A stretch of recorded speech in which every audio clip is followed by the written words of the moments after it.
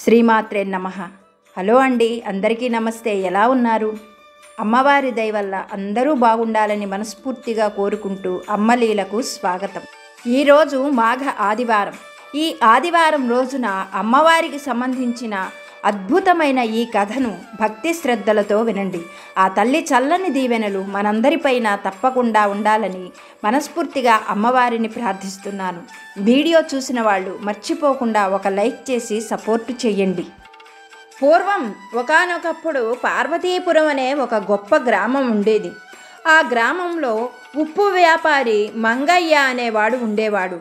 మంగయ్య చిన్నతనం నుంచి కష్టాల్లోనే పుట్టాడు, కష్టాలు పడుతూనే పెరిగాడు. మంగయ్య ఒక్కడే కుటుంబాన్ని పోషించవలసి ఉంటుంది.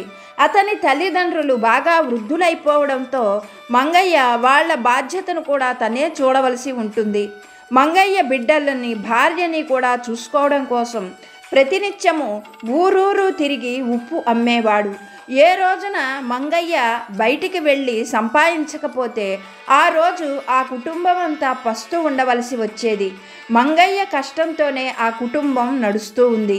మంగయ్య పనికి వెళ్ళకపోతే ఆ రోజు ఆ ఇంట్లో 4 వేళ్ళు లోపలికి పోయేవి కాదు. అంత కఠినమైన పేదరికాన్ని అనుభవిస్తూ ఉండేవాడు మంగయ్య. అయితే మంగయ్యకు చిన్నతనం నుండి అమ్మవారంటే ఎంతో భక్తి. ఆ ఊరు పొలిమేరల్లో ఉన్న గ్రామదేవత దగ్గరకు వెళ్ళి తన కష్టాలన్నీ కూడా ఆ తల్లితో చెప్పుకునేవాడు. మనిషితో చెప్పినట్లుగానే ఆ అమ్మకు చెప్పుకునేవాడు. తల్లి, నువ్వే నన్ను అనుగ్రహించాలి, నా కష్టాలు తీరిపోయే దారి నువ్వే చూపించాలి తల్లి అంటూ అమ్మవారిని ప్రార్థించేవాడు. ప్రతినిత్యము మంగయ్య ఒక బండి మీద ఉప్పు బస్తాలు పెట్టుకొని ఊరూరు తిరుగుతూ ఆ ఉప్పు అమ్ముకొని సాయంకాలానికి మళ్ళీ గ్రామానికి చేరుకునేవాడు. అలా మంగయ్య పొద్దున్నే బండి మీద ఉప్పు బస్తాలు పెట్టుకొని గ్రామం పొలిమేర దాటి వెళుతూ అమ్మవారి దగ్గరకు వచ్చి, తల్లి, ఈరోజు నేను మరొక గ్రామానికి వెళుతున్నాను. నా ఉప్పు వ్యాపారం బాగా జరిగి నా ఉప్పు అంతా అమ్ముడవ్వాలి. నీ దయ వల్ల నాకు గనక డబ్బులు వస్తే అమ్మా, నీకు పెద్ద గుడి కట్టిస్తాను తల్లి. ఇంత చిన్న గుళ్ళో నువ్వు ఎలా సర్దుకుంటున్నావో నాకు బేరం బాగా జరిగేటట్లుగా అనుగ్రహించు తల్లి అంటూ ప్రతినిత్యము బయట గ్రామాలు ఉప్పు అమ్మడానికి వెళ్ళినప్పుడు మంగయ్య అమ్మవారిని ఇలాగే వేడుకునేవాడు. ఇలా కాలం గడుస్తూ ఉన్నది. మంగయ్య చుట్టూ ఉన్న గ్రామాలన్నింటిలో ఉప్పు అమ్ముకుంటూ తన జీవనాన్ని సాగిస్తూ ఉండేవాడు. మంగయ్య జీవితంలో ఏ ఎదుగు బొదుగు లేదు. ఎప్పటిలాగానే సాయంకాలం దాకా అమ్ముకోవటం, ఆ డబ్బులతో కుటుంబాన్ని నడుపుకోవటం, మళ్ళీ మర్నాడు ఉప్పు బస్తాలు బండి మీద పెట్టుకొని మరొక గ్రామం వెళ్ళడం, ఇదే మంగయ్య జీవితంగా మారిపోయింది. అమ్మవారి అనుగ్రహంతో మంగయ్య ఉన్నంతలో ఎంతో సంతోషంగా, సంతృప్తిగా జీవితం గడుపుతున్నాడు. అయితే జీవితం ఎప్పుడూ ఒకే రకంగా ఉండదు. మంగయ్యకు ఎండాకాలంలో ఉప్పు వ్యాపారం బాగా జరిగేది. 3 పువ్వులు 6 కాయలు అన్నట్లుగా ఎండాకాలం అంతా కూడా ఉప్పు చక్కగా అమ్ముకునేవాడు.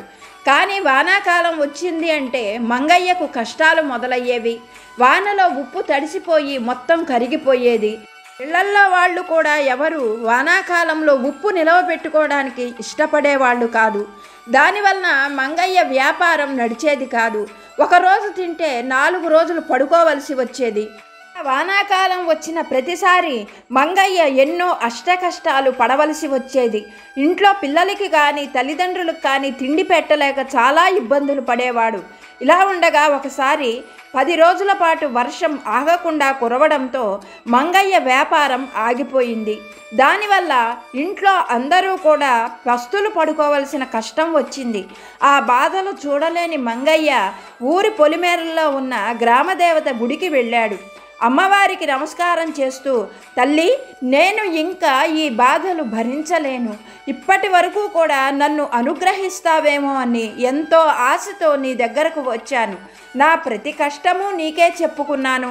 నా తల్లిదండ్రులకు కానీ భార్యకు కానీ చెప్పని విషయాలన్నీ నీ దగ్గరే చెప్పుకున్నాను. నువ్వే నాకు తల్లివి అని భావించాను. కానీ ఈ రోజున నేను నా పిల్లలకి గంజినీళ్లు కూడా ఇవ్వలేకపోతున్నాను. నేను బ్రతికుండంగా వాళ్ళని బయటికి వెళ్ళి అడుక్కోమని చెప్పటం భావ్యం కాదు కదా. నా వ్యాపారం చూస్తే ఉప్పు వ్యాపారం. వానాకాలం వచ్చింది అంటే నా వ్యాపారం ఎందుకు పనికిరాదు. పోనీ ఏదైనా చిన్న దుకాణం అద్దెకు తీసుకొని చేద్దాము అంటే నాకు ఉండడానికి గుడిసే లేదు కదా తల్లి, నాకు ఎవరు అద్దెకి ఇస్తారు, నాకెవరు సహాయం చేస్తారు, కన్న తల్లివైన నువ్వే నన్ను పట్టించుకోవడం లేదు, నా కష్టం వినిపించుకోవడం లేదు, నా వాళ్ళు అన్ని బాధలు పడుతూ ఉంటే నేను చూసి బ్రతకడం అనవసరం తల్లి, నా ప్రాణాలు నీ ముందే తీసుకుంటాను, నీకే నా ప్రాణాలను సమర్పించుకుంటాను, అంతేకాని ఇంకా ఈ బాధలు పడే శక్తి నాకు లేదు తల్లి అంటూ మంగయ్య అమ్మవారి ముందు కూర్చొని విలపించసాగాడు. ఇలా మంగయ్య చనిపోవాలి అన్న ఆలోచన రాగానే అతని భుజం మీద ఎవరో చెయ్యి వేసినట్టుగా అనిపించింది. వెనువెంటనే మంగయ్య తన కన్నీరు తుడుచుకొని తన భుజం పైన చెయ్యి వేసింది ఎవరా అని వెనక్కి తిరిగి చూశాడు. నిండు ముత్తైదువ బంగారు రంగు పట్టుచీర కట్టుకొని తన ముందు నిలబడి ఉన్నది. ప్రతినిత్యము తన కష్టం చెప్పుకొని ఆ తల్లి అనుమతి తీసుకొని ఇరుగు పొరుగు గ్రామాలకు వెళ్ళి ఉప్పు అమ్ముకునే తనకు ఆమెను చూడగానే ఆ తల్లి ఎవరో అర్థమైంది. ప్రతినిత్యము విగ్రహ రూపంలో ఉన్న ఆ తల్లే ఈరోజు తన ముందు నిలబడి ఉంది. మంగయ్య ఆనందానికి అంతులేదు. ఆ తల్లి పాదాలకు నమస్కరిస్తూ, తల్లి, ఇన్నాళ్లకు నన్ను అనుగ్రహించావా, నిన్ను ఇలా చూస్తానని నేను ఎప్పుడూ అనుకోలేదు. అమ్మా, నా కష్టాలు ఇంకా ఎప్పటికి తీరుతాయి, నా ఆదాయం ఎప్పుడు పెరుగుతుంది, నా జీవితం ఎప్పుడు బాగవుతుంది తల్లి అంటూ కన్నీరు పెట్టుకుంటూ అమ్మవారి పాదాలను పట్టుకున్నాడు. అప్పుడు అమ్మవారు మంగయ్యతో, మంగయ్య, ఇంక నుండి నీ కష్టాలు పూర్తిగా తీరిపోతాయి, నీకు మంచి రోజులు వచ్చాయి, నేను నీకు తప్పకుండా సహాయం చేస్తాను. కానీ మంగయ్య, నువ్వు కోరుకున్నట్లుగా నువ్వు కోరినంత ధనాన్నైతే నేను ఇవ్వలేను, నీ జీవితం బాగుపడే ఒక మార్గాన్నైతే నేను తప్పకుండా సూచిస్తాను అంటూ అమ్మవారు కళ్ళు మూసుకొని గాల్లోకి చెయ్యి చాపగానే అమ్మవారి చేతిలోకి ఒక గంట వచ్చింది. అప్పుడు అమ్మవారు ఆ గంటను మంగయ్యకిస్తూ, మంగయ్య, ఇది ఎంతో అద్భుతమైన శక్తి కలిగిన గంట, దీన్ని పవిత్రంగా పూజా గదిలో ఉంచి ప్రతినిత్యము అర్చించు. ఈ గంట నువ్వు ఉన్నంతకాలం నీకు మాత్రమే పనిచేస్తుంది.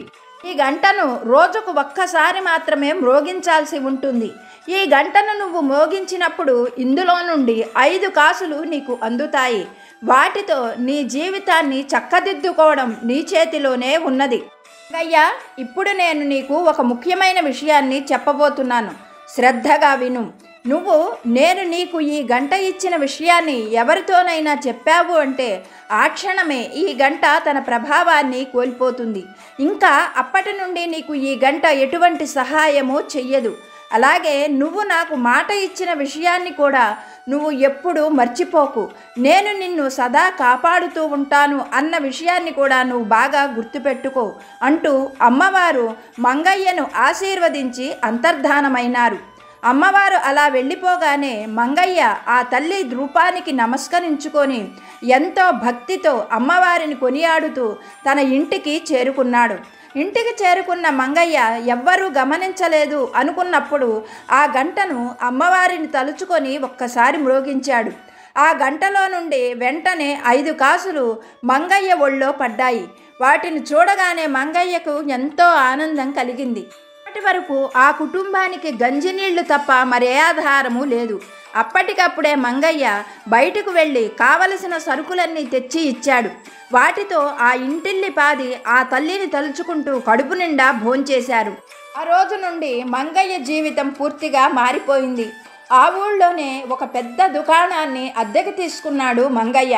ఎంత వర్షం వచ్చినా ఉప్పు తడవకుండా ఉండేటట్లుగా ఆ దుకాణంలో అన్ని ఏర్పాట్లు చేసుకున్నాడు మంగయ్య. ఇరుగు పొరుగు గ్రామాల వాళ్ళు కూడా మంగయ్య దగ్గర ఎంతో మంచి ఉప్పు ఉంటుంది అన్న నమ్మకంతో వచ్చి కొనేటట్లుగా మంచిగా వ్యాపారం సాగించాడు మంగయ్య. అయితే ఒక్క రోజులో వచ్చిన మార్పు కాకపోవడం చేత ఎవరూ కూడా మంగయ్య పైన దృష్టి పెట్టలేదు. అమ్మవారి అనుగ్రహంతో మంగయ్య ఉప్పు వ్యాపారం 3 పువ్వులు 6 కాయలు అన్నట్లుగా జరుగుతూ ఉంది.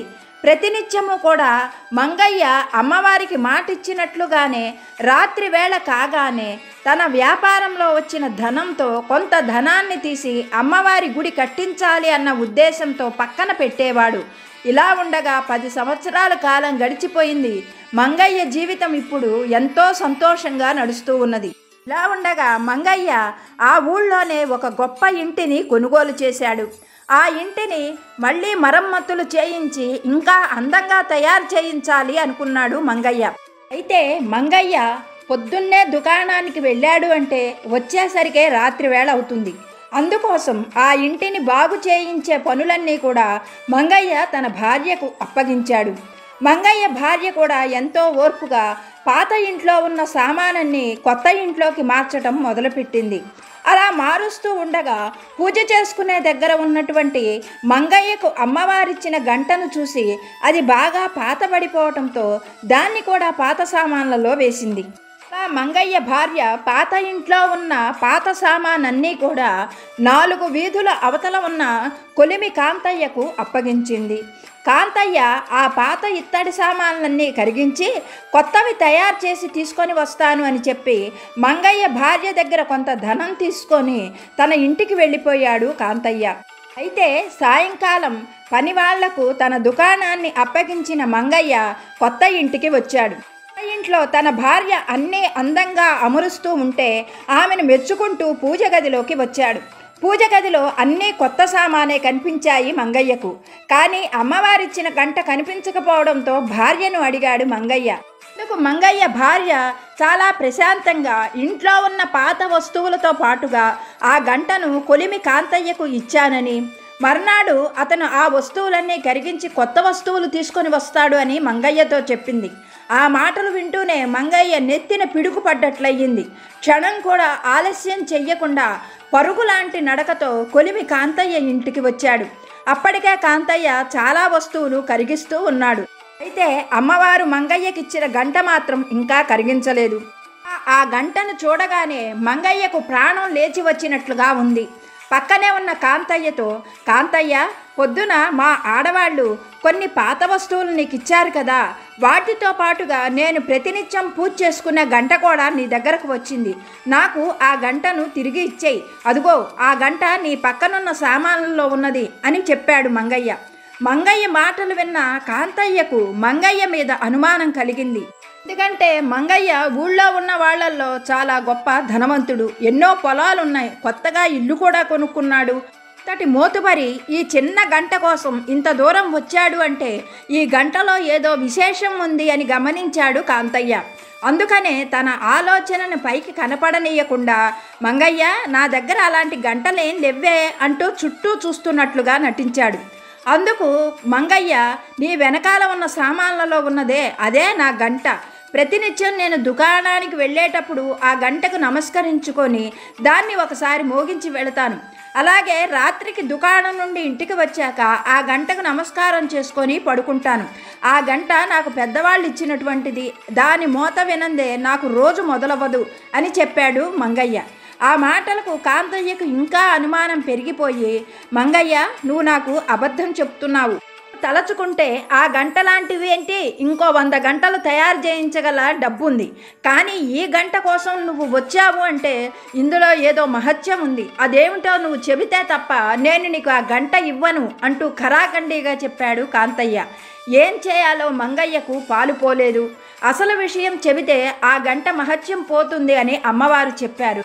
అందుకని బాగా ఆలోచించిన మంగయ్య కాంతయ్యతో, కాంతయ్య, ఈ గంట మాకు పెద్దవాళ్ళ నుండి వస్తున్న గంట అని చెప్పాను కదా, నేను అత్యవసరంగా ఉపయోగపడతాయి అని ఈ గంటలో ఉన్న అరలో నేను ధనం దాచుకున్నాను.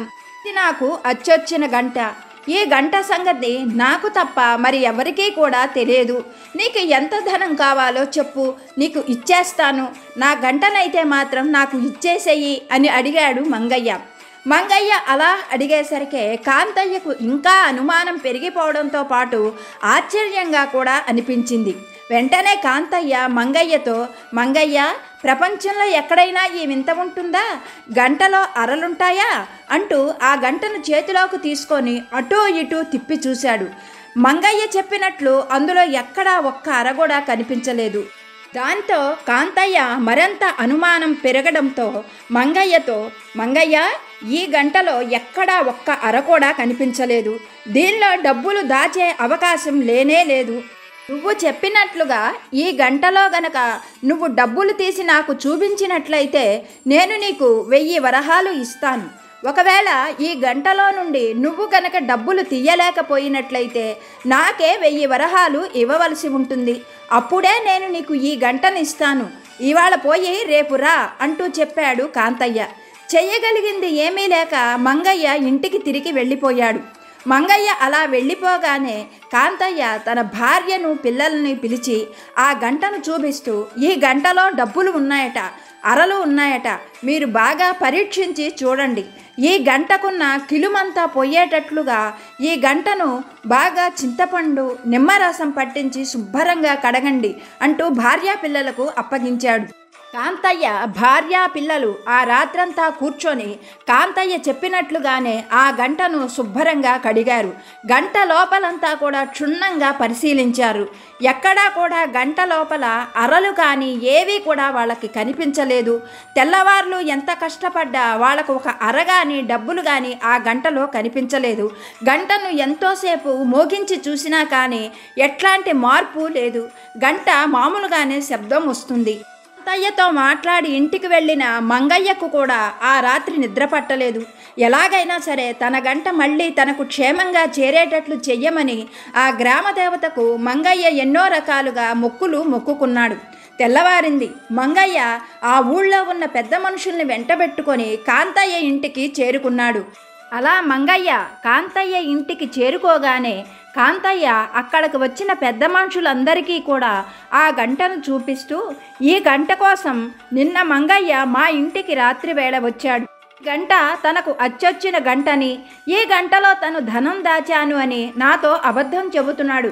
మీరే ఆలోచించి చెప్పండి, ప్రపంచంలో ఎవరైనా గంటలో ధనం దాచగలరా? రాత్రంతా నేను ఈ గంటను బాగా పరిశీలించాను. ఈ గంటలో ఎలాంటి అరలు లేవు, ఎలాంటి ధనము కూడా లేదు. మీరే ఈ గంటను పరిశీలించండి అంటూ అక్కడకు వచ్చిన ఆ పెద్ద మనుషులకి గంటను ఇచ్చాడు కాంతయ్య. వాళ్ళందరూ కూడా ఒక్కొక్కరు ప్రయత్నించసాగారు.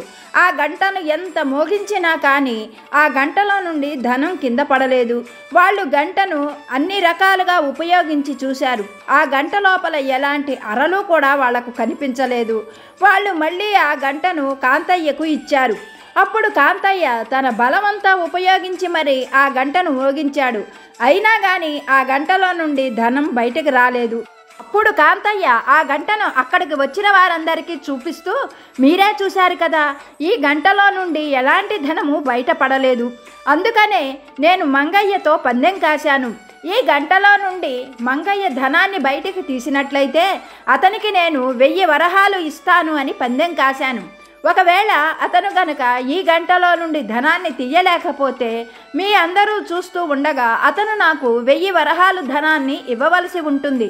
అందుకు మంగయ్యకు అంగీకారమే కదా అని అడిగాడు కాంతయ్య. అందుకు అంగీకారమే అన్నట్లు తల ఊపాడు మంగయ్య. మరుక్షణమే కాంతయ్య ఆ గంటను మంగయ్య చేతికిచ్చాడు. మంగయ్య ఆ గంటను అందుకోగానే అతనికి ఎంతో శక్తి వచ్చినట్లుగా అనిపించింది. ఆ గంటను కళ్ళకద్దుకొని అమ్మవారిని మనస్సులో తలుచుకొని మంగయ్య ఆ గంటను మ్రోగించాడు. మరుక్షణమే ఆ గంటలో నుండి 5 కాసులు కింద పడ్డాయి. అది చూడగానే అక్కడికి వచ్చినటువంటి ఊళ్ళోని జనమందరూ కూడా ఆశ్చర్యపోయారు. కాంతయ్యకు నోట మాట రాలేదు. రాత్రంతా తన కుటుంబము కూర్చొని ఎన్నో ప్రయత్నాలు చేసినా ఒక్క కాసు కూడా అందులో నుంచి కింద పడలేదు. కానీ చిత్రమేమిటో, మంగయ్య అలా మ్రోగించగానే అందులో నుండి 5 కాసులు కింద పడ్డాయి. అందరూ కూడా కాంతయ్యను చూస్తూ, మంగయ్య నిజమే చెప్పాడు, నిజంగానే అందులో మంగయ్య ధనం దాచాడు. ఆ రహస్యమేమిటో మనకి తెలియదు కదా అన్నమాట ప్రకారంగా కాంతయ్య, నువ్వు మంగయ్యకు 1000 వరహాలు ఇవ్వవలసిందే అని పెద్ద మనుషులు తీర్పు చెప్పారు. జరుగుతున్నది ఏమిటో కాంతయ్యకు అర్థం కాలేదు. అంతా అయోమయంగా అనిపించింది. అప్పుడు మంగయ్య కాంతయ్యతో, కాంతయ్య, నువ్వు నాకు ఎటువంటి డబ్బు చెల్లించనవసరం లేదు. నువ్వు ఇస్తానన్న 1000 వరహాల్లో 500 వరహాలు పెట్టి మన ఊరి పొలిమేరలో ఉన్న గ్రామదేవత గుడిని బాగు చేయించు. అలాగే నాకు చేతనైనంత ధనాన్ని నేను కూడా ఇస్తాను. మన ఊరి గ్రామదేవత గుడిని అందరం కలిసి బాగు చేయిద్దాం. నా గంటను నాకు ఇచ్చావు, నీకు నేను ఎంతగానో రుణపడి ఉంటాను అంటూ అక్కడ ఉన్న వారందరికీ నమస్కారం చేసి వాళ్ళ దగ్గర నుంచి సెలవు తీసుకొని మంగయ్య సంతోషంగా తన ఇంటికి వెళ్ళిపోయాడు. మంగయ్య బ్రతికి ఉన్నంతకాలం ఆ గంట పనిచేస్తుంది. అది కూడా కేవలం ఎంతో నమ్మకంతో ఆ గ్రామదేవతను భక్తిగా పూజించిన మంగయ్యకు మాత్రమే ఆ గంట పనిచేస్తుంది. కానీ ఇంకా ఎవ్వరి చేతిలో కూడా ఆ గంట పనిచేయదు. ఎందుకంటే అది కేవలం అమ్మవారిచ్చిన అనుగ్రహం, మంగయ్యకున్న నమ్మకం. ఇప్పటి వరకు వీడియో చూసిన మీ అందరికీ పేరు పేరున నా హృదయపూర్వక ధన్యవాదాలు. వీడియో నచ్చితే లైక్ చేయడం మాత్రం మర్చిపోకండి. మరొక చక్కటి లీలతో మళ్ళీ కలుసుకుందాం. అప్పటి వరకు సర్వేజన సుఖినో భవంతు. స్వస్తి.